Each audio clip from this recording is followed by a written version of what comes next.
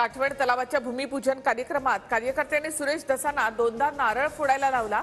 सगळा महाराष्ट्र गाजवला। नारळ कसा वाजत नाही असं म्हणत दुसऱ्यांदा नारळ फोडायला लावला।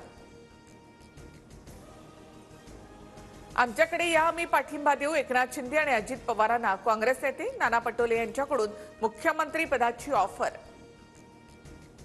विरोधकांनी विकासाच्या रंगात सहभागी व्हावं। भगवा रंग कुणाचा द्वेष करत नाही, सगळ्यांना सोबत घेऊन चालतो। उपमुख्यमंत्री एकनाथ शिंदेंचं पटोलेंच्या ऑफरवर उत्तर।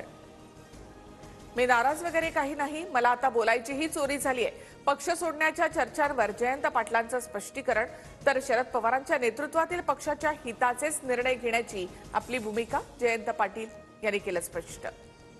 जयंत पाटलांची शरद पवारांसोबत कृषी विज्ञान केंद्राला भेट। एआय पद्धतीने तयार केलेल्या ऊस शेतीची पाहणी।